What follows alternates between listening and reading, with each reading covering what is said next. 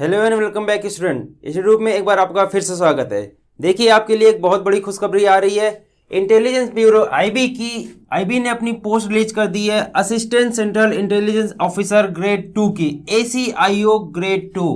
देखिए ये होता है एंट्री लेवल आईबी के लिए। इसके बाद से केवल प्रमोशन होता है, कोई डायरेक्ट एग्जाम नहीं होते हैं।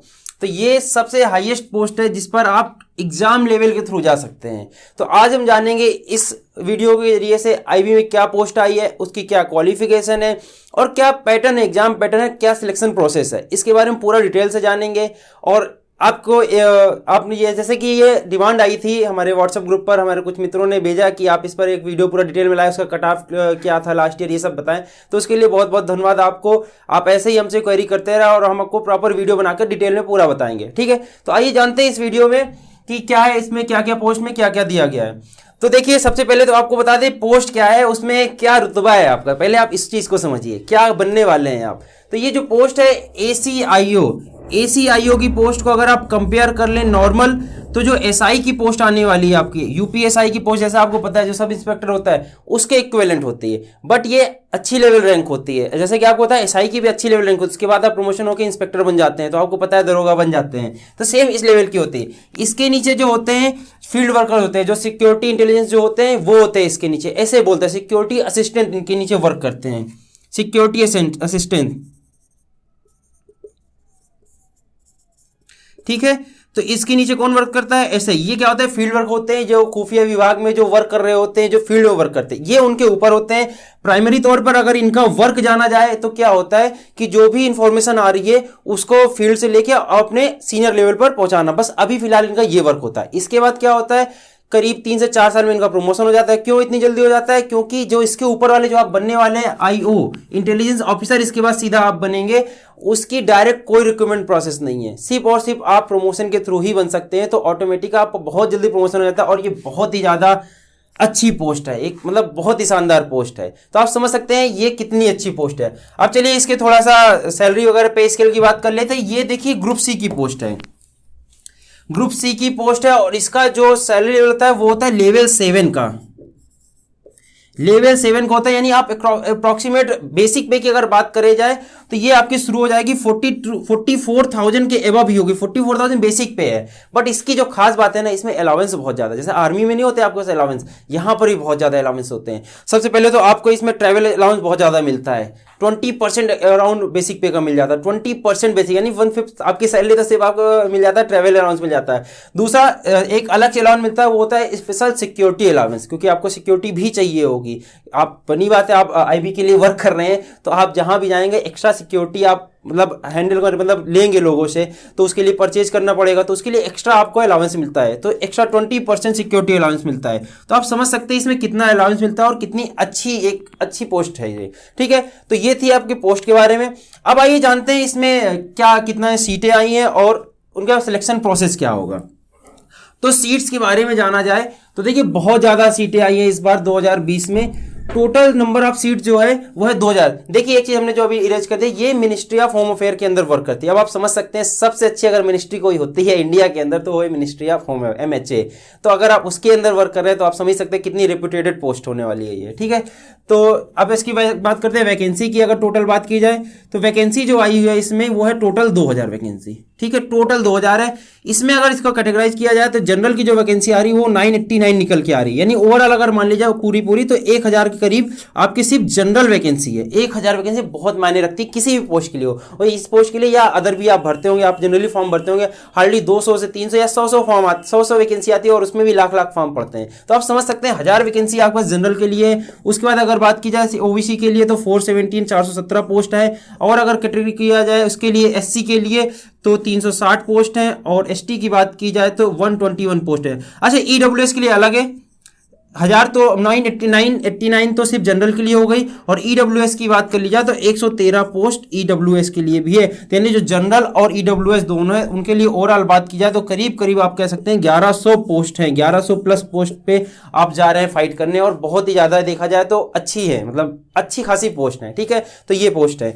दूसरी बात अगर बात की जाए तो कि इसमें पेपर में कितने लेवल होंगे, सिलेक्शन प्रोसेस, तो देखिए दो पेपर होते हैं। पहला पेपर होता है ऑब्जेक्टिव पेपर, दूसरा पेपर होता है रिटन, जिसमें ऐसे और प्रेसी आती है, ठीक है, और तीसरा होता है इंटरव्यू। तो आइए उसमें कैटेगरी बात कर लेते हैं, कितनी कितनी पोस्ट है और कितने लोग सिलेक्ट किए जाएंगे। तो ये टोटल पोस्ट हमने आपको बताया 2000 आई है।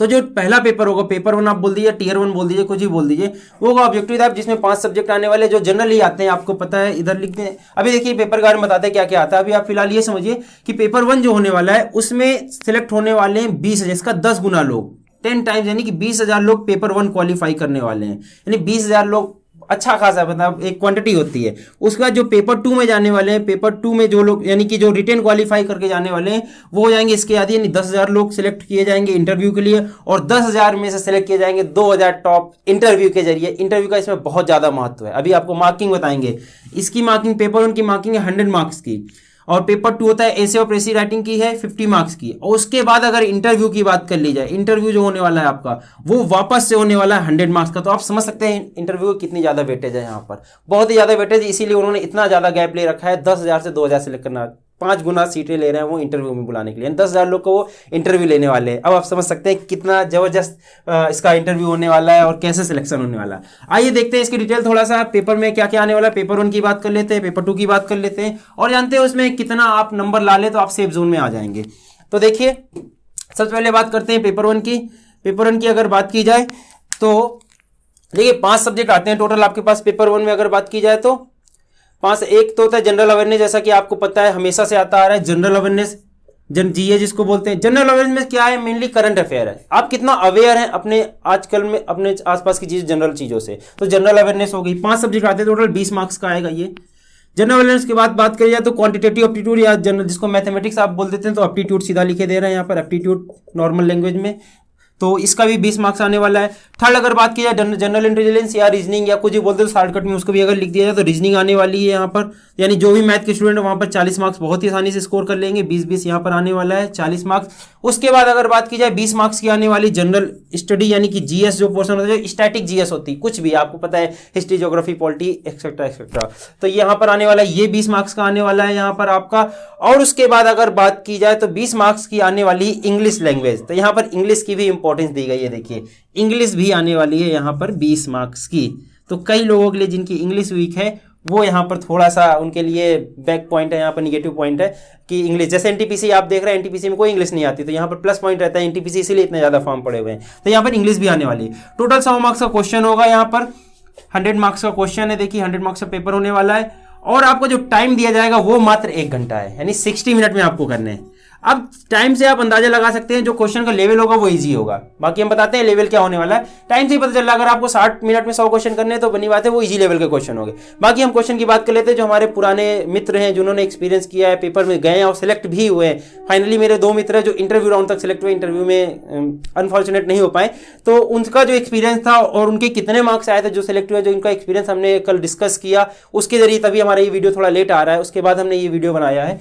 तो देखिए उनका जो रिजल्ट कहना था 60 मिनट का, बहुत ही ज्यादा इजी। उनका क्या कहना है कि जो 100 क्वेश्चन आने वाले हैं, 100 क्वेश्चन में ऑन एवरेज आप मान सकते हैं 30 क्वेश्चन तो बहुत ही ज्यादा इजी आने वाले हैं, 30 क्वेश्चन इजी आने वाले, बहुत ही ज्यादा, मतलब सब लोग कर लेते हैं जिसको। उसके बाद बात की जाए 50 क्वेश्चन ऑन अराउंड आने वाले हैं, थोड़ा सा मॉडरेट लेवल के, इक्वल लेवल के। उसके बाद अगर बात की जाए जो लास्ट के 20 क्वेश्चन बचते हैं वो थोड़ा सा अच्छे लेवल के आने वाले, यानी ये कैटेगरी होगी आपके क्वेश्चन की। यानी अगर टोटल बात की जाए तो इजी टू मॉडरेट लेवल है, ज्यादा हैवी लेवल नहीं है, मतलब ज्यादा टफ नहीं आने वाला पेपर, इजी ही पेपर आने वाला है। यानी अगर आप रेटिंग की बात कर लीजिए, अगर 10 आउट ऑफ रेटिंग बात की जाए पेपर के लेवल की, तो 10 आउट ऑफ कह सकते हैं 5 to 6 होने वाली इसकी रेटिंग, 5 या 5.5 6 के अराउंड रेटिंग होने वाली ये पेपर की रेटिंग। यानी आप कह सकते हैं जब इतनी रेपुटेटेड पोस्ट है और लेवल कितना है, आधा, यानी मॉडरेट है, तो बहुत ही इजी पेपर अगर देखा जाए, ठीक है।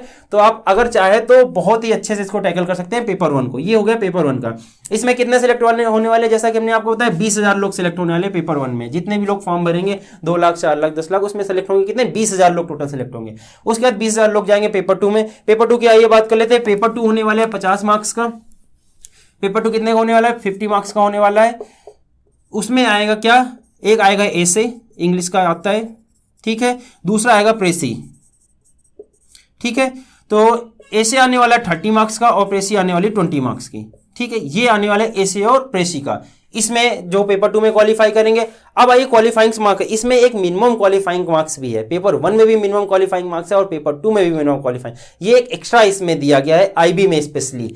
देखिए होता क्या है, जनरली आप अदर पोस्ट में अगर भरते हैं तो डिपेंड करता है कितना कट ऑफ जा रहा है। सपोज 100 नंबर पे अगर कोई भी मार्क्स नहीं ला पाया, सब लोग 20-20 मार्क्स लाए हैं ना, तो 20 नंबर कट ऑफ आ जाएगा, 20 नंबर वाले को सिलेक्ट कर ले। लेकिन आईबी में ऐसा बिल्कुल भी नहीं है, आईबी में मिनिमम क्राइटेरिया रखा गया है। पेपर 1 की अगर बात कर ली जाए तो पेपर 1 में रखा गया 33, 34, 35, आप जान गए होंगे, 33 for SC ST, for OBC 34, for general 35, यानी आप मिनिमम आपको इतना मार्क्स लाना पड़ेगा, आप किसी भी कैटेगरी के हो 33 नंबर लाने ही पड़ेंगे। आप जनरली अभी न्यूज में देखते रहते, चाहे वो वायरल हुआ हो, झूठ वायरल हो, 0 नंबर में असिस्टेंट प्रोफेसर बन गई एक SC की कैटेगरी के कोई कैंडिडेट, बट यहां पर ऐसा नहीं हो सकता। If you don't deserve you will not be selected, ठीक है। तो आपको इतना लाना ही पड़ेगा, आपको लाना ही पड़ेगा कुछ भी हो जाए, ठीक है। तो ये मिनिमम क्राइटेरिया पेपर 1 के लिए। पेपर 2 की अगर बात की जाए तो 1/3 आपको 17 नंबर 50 में से लाने ही लाने हैं। अगर आप 17 नंबर नहीं लाते हैं, भले ही आप इसमें 100 नंबर ला लें, पूरे के पूरे 100 नंबर ले आए पेपर 1 में, और यहाँ पर 17 नंबर नहीं ला रहे तो आपको सिलेक्ट नहीं किया जाएगा कट अगले इंटरव्यू राउंड के लिए। तो यहाँ पर मिनिमम नंबर लाने, 17 नंबर मिनिमम लाने ही लाने हैं, ठीक है। अब बात करते हैं ये कट ऑफ की, जो हमारा पर्सनल एक्सपीरियंस जो हमने कल बात की, 2 लोगों से हमने बात की। लास्ट ईयर की बात करते हैं तो एक लोगों ने तो अपना जो खुद का अच्छा एक चीज आपको बता दें, आईबी कोई भी चीज डिस्क्लोज नहीं करता। IB is not liable to disclose anything. वो आरटीआई एक्ट के अंतर्गत आईटीआई एक्ट के अंदर सेक्शन 80 होता है, उसके अंतर्गत उसको एग्जेम्प्टेड है कि वो कोई भी चीज आपसे डिस्क्लोज ना करे। आप आरटीआई भी फाइल कर लेंगे, आपको वो नहीं लायबल है कि आपको जो पूरी इंफॉर्मेशन दे कि उसने कितने मार्क्स में सेलेक्ट किया है, कितना आपको दिखाए कि आपके कितने मार्क्स आए, बिल्कुल वो कुछ नहीं बताती। तो आपको किसी भी साइट पर कहीं पर भी ये नहीं मिलने वाला कि उसका पिछले साल का कट ऑफ क्या था, कितने पर उसका सिलेक्शन हो रहा है, कितने पेपर 1 पेपर 2 या इंटरव्यू में कितने में सेलेक्ट किया गया, तो आपको कुछ भी नहीं पता चलने वाला। बस हाँ, आप पर्सनल एक्सपीरियंस जिन्होंने लास्ट ईयर दिया उन्हीं से बात कर सकते हैं। जो तो फिर हमने जिनसे बात की उन्होंने अपना जो खुद का कैलकुलेशन की थी पेपर में, उनके पेपर में एक के सही हुए थे 78 सही हो रहे थे और एक के तो 92 सिलेक्ट हो रहे थे, और दोनों के दोनों लोग पेपर 2 में भी क्वालिफाई किए और फाइनल इंटरव्यू राउंड तक भी पहुंचे हैं। अब इसलिए इतने मार्क्स हैं। तो ऑन एवरेज उनका जो कहना था, उनके जो दोस्त थे और उन्होंने जो बताया वो बताया कि ऑन एवरेज उन्होंने बताया अगर आप 70 मार्क्स ले आते हैं ना, 70+ मार्क्स लाते हैं तो आप पेपर 1 आसानी से क्लियर कर रहे हैं। तो 70+ मार्क्स लाना पड़ेगा अगर आपको सेफ जोन में आना है। तो 70 से कम है तो आपको प्रॉब्लम हो सकती है। तो ये था पेपर 1 का कट ऑफ जो उन्होंने हमारा एक्सपीरियंस से बताया। तो ये था आपका पूरा का पूरा एक प्रोसेस सिलेक्शन का। अब भाई एक बात और कर लेते हैं फीस की। फीस क्या करना है? अच्छा, इसमें फीस के थोड़ा 2 स्टेप, एक अलग टाइप की फीस बनाई गई है।